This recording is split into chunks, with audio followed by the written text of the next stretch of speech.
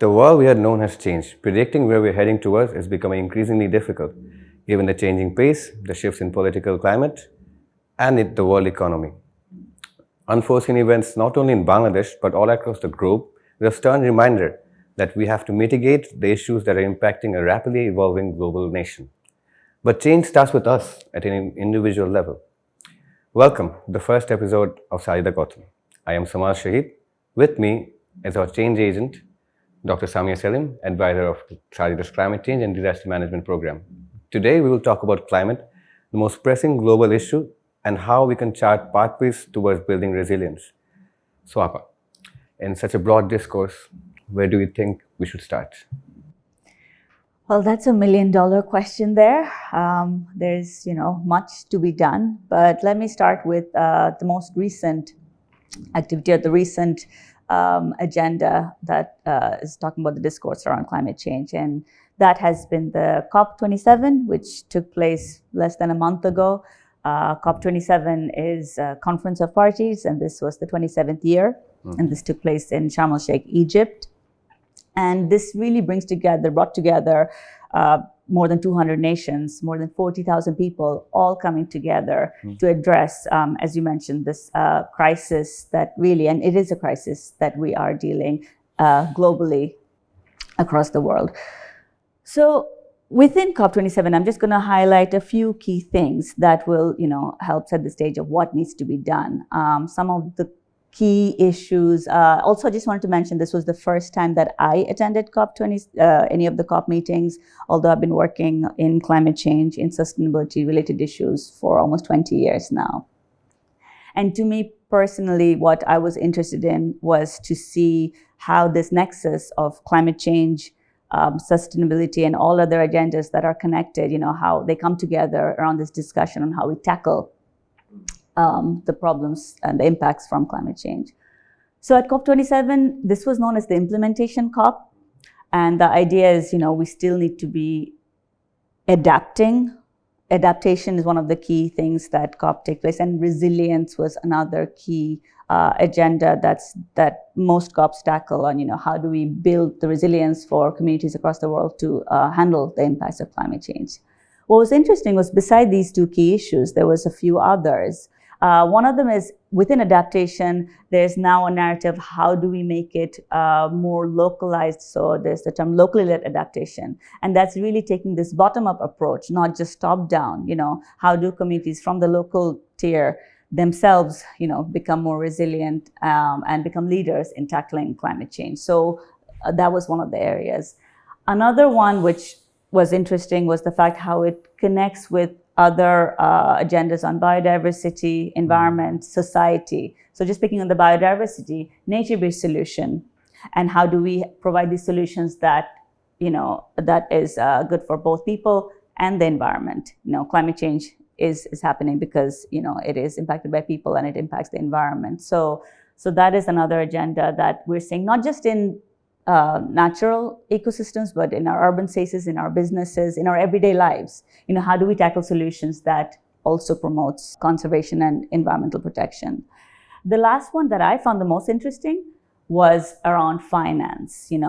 One of the, biggest issues on how do we address adaptation, resilience, mitigation is how is this going to be financed? And traditionally, it's been very much, okay, let's have funds to address the problem. But now we're looking at it in a more holistic way on how do we mobilize funds from different stakeholders, from different parts of society to address the interconnected issues of business, of agriculture, energy, water. So, how do we, mobilize funds from various sources?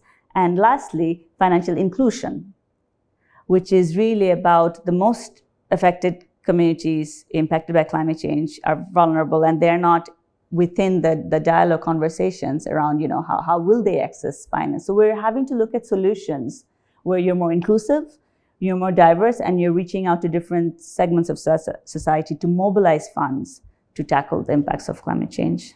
All right, Apa. So when we talk about inclusive finance, Bangladesh has for long been known as pioneers in microcredit. So when you talk to the global audience, I'm sure people in climate with climate background can totally relate to what you're saying about financial inclusion.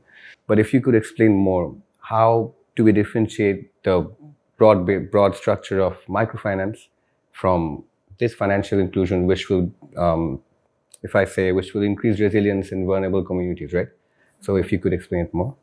That's a really good point, and it really brings to me this crucial that we need to have this nexus between development and climate change, and they're not two separate agendas. So microfinance, as you rightly said, Bangladesh has been a pioneer, very successful in implementing it, but it's been targeted towards lifting people out of poverty. It's been more on economic development, right? How do we, and obviously that addresses other issues, education, health, but it's mostly been geared towards that. With climate change, that's going to impact all those areas. As I mentioned, it's going to impact livelihoods. It's going to impact health. It's going to impact, how societies adapt to the changes. So what climate change finance means, it's embedding finance, where there's microcredit is one way. There's other ways to, handle in those segments. For example, agriculture. Bangladesh, large portion of our, we're dependent on agriculture. How do we make climate resilient or climate smart agriculture? And so microcredit, which might have been used to boost food production or to give farmers that bit of help, to now they need to be climate smart. They need to know, that these are going to happen, and how do we form these mechanisms within a microcredit scheme that will take into consideration the climatic impacts as well. So I think this is a very holistic approach that we are taking. Another question, which has always been of personal interest. Bangladesh has been known to be in the forefront. Like, we have always been facing the brunt of climate disasters, right? Say, when we talk about flood, we go back to the 80s, right? We have been always facing this. So by now, we should have been resilient, right? So why is this a pressing issue right now? What are we facing which is so massively different that we are having this conversation right here?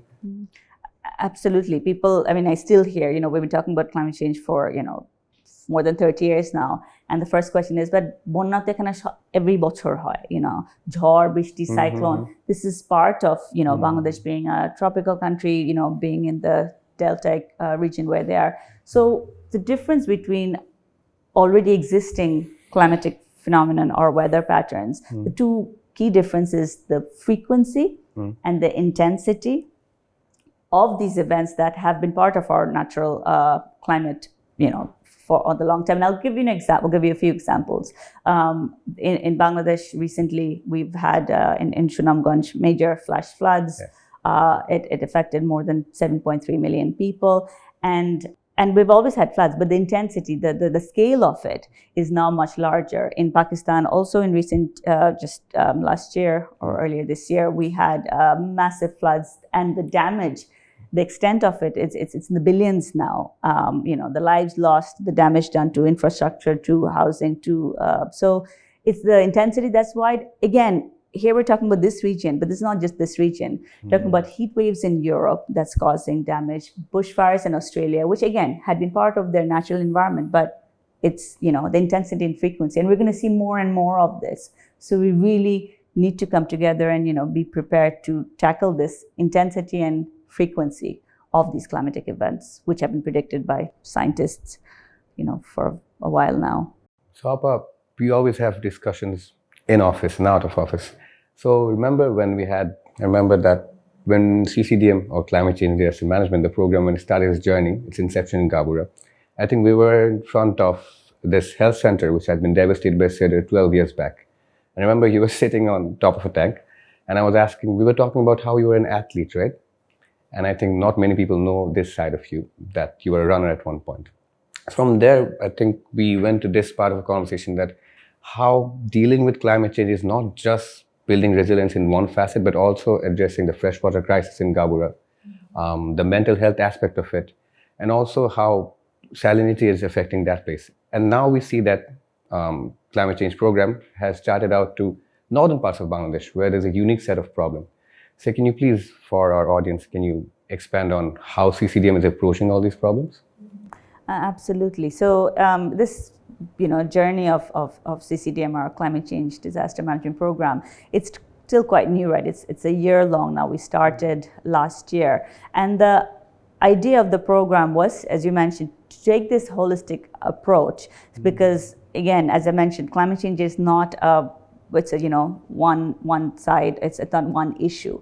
It encompasses, all those areas you mentioned. It affects our access to water, it affects our health, both physical and mental health. Livelihoods is obviously there, infrastructure. So when we designed the program, we wanted it to cover on all aspects, and how we looked at that was, again, very bottom up, in discussion with the community, finding out what their problems are, and then designing in different aspects of areas, interventions in their lives that is being impacted by climate change, and how they can become more resilient. We look at it not just the economic, but their social needs. We talked about the mental health. It's the key, and it's actually an emerging issue. It's easier to see physical problems, but the longer term mental health issues that are also very much connected with such disasters and slow onset problems of climate change is real, and that needs to be addressed. But now that we started in Gabura, the climatic problems there are very different from the climatic problems up north. We're also expanding to 8 areas of Bangladesh, and we foresee expanding to 20 in the next 5 years. And so it really needs to be contextualized at the local. Exactly. Yes, and that's really what our aim in CCDM program is: be holistic, start at bottom, but obviously gather that knowledge so we can scale up and take these solutions to the global as well. So Appa, we can have plans, we can have pathways towards developing resilience and everything. But what do you see on the field? How are people responding to it? Are they able to integrate to our solutions? And what are our solutions exactly?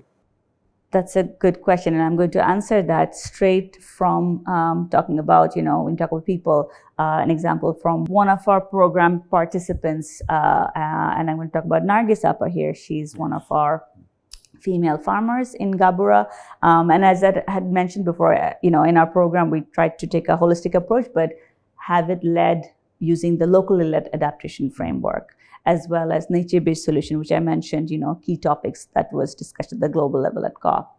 And how we did that at that local level, and I'll say that with Nargis Appa's story, she, a female-headed household, has children there, husband's not in the picture. She has to go, she lives right by the fringes and the mangroves, all kinds of risks there. She has to go out at night because she's not able to earn enough income from the little bit of farming that she does. She has land, but she doesn't know how to get better yield from that. So she has to supplement that by going out at night for fishing, which is, highly dangerous. So what we have tried to do with Nargis Appa and other such participants is given them training, incorporating, how do you incorporate nature-based solution in a particular kind of farming so you have better yield, it's kinder to the environment, she can make better income from it, and her capacity as a leader.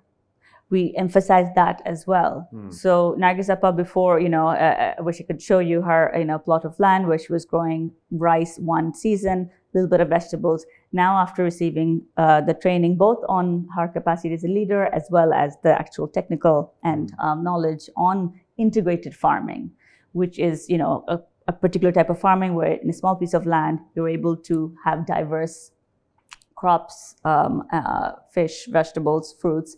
And now she's thriving. She has had, good yield in her crop. She's now more confident. And now she is now, as an example, leading other farmers to do the same, to take up integrated farming with the frameworks that I discussed in our program. And, so that's one example of how we're doing it at the people level.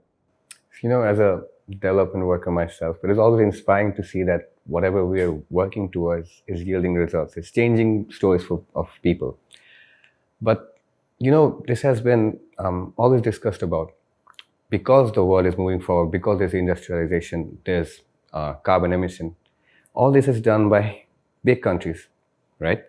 But we are the one facing the brunt. So, we have addressed how do we face it in our nation, in a local level, but how do you think we should face it as a global nation? And your question ties me back to my first point when I started with COP27. I don't know if I mentioned the biggest outcome, that has come out of COP27 is a new funding mechanism around loss and damage.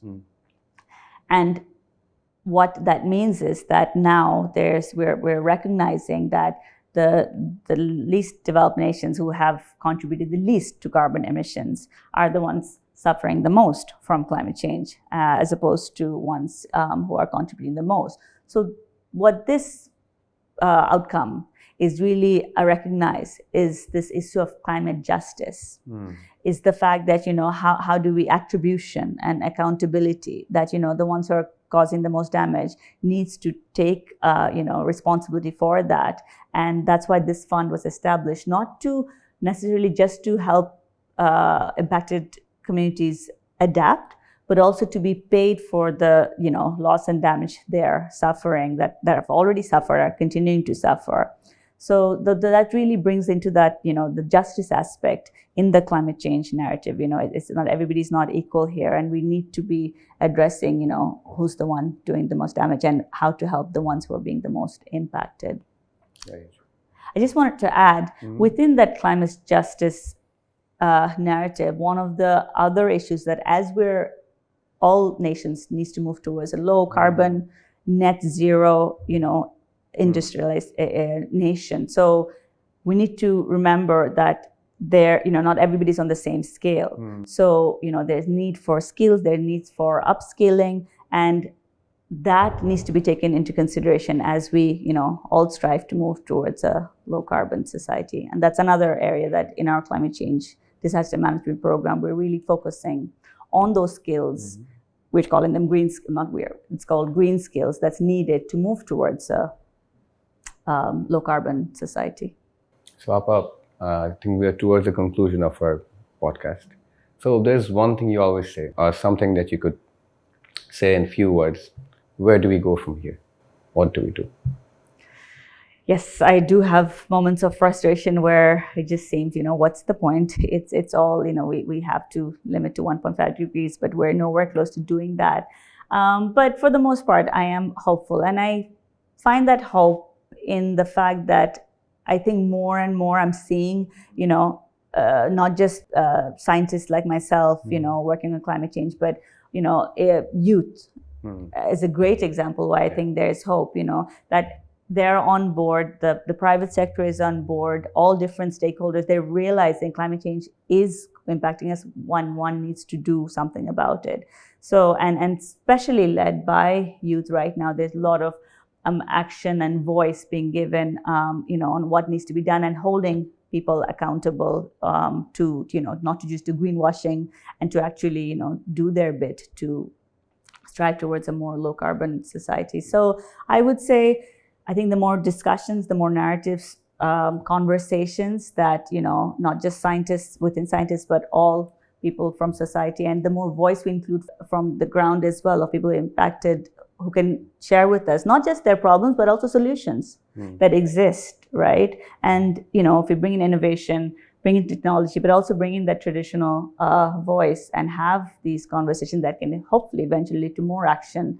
I'm hopeful that, as we all do our part from the individual, to the organization, to country, and, on a global scale, that hopefully we can tackle this looming crisis. The hope is all we have. You could have gone to different places. Why SAJIDA Foundation?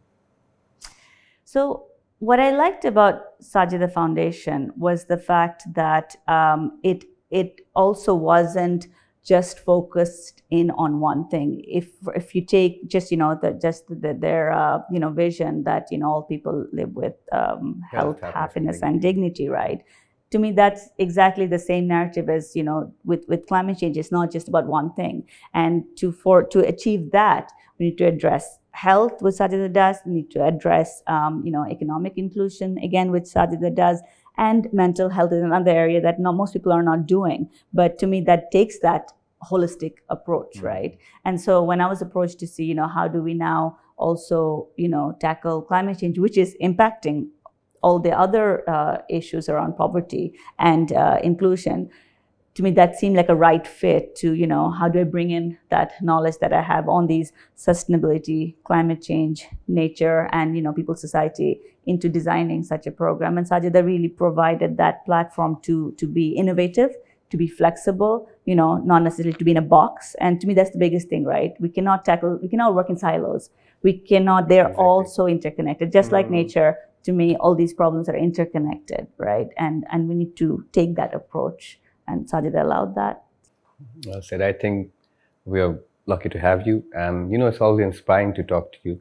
So thank you for your time today. And next time we meet, I hope that you have returned from COP28, and there we can show that we are not just pioneers in Bangladesh, but we are climate pioneers in the whole world. So with that, we'll conclude our first episode of SAJIDA Kathan.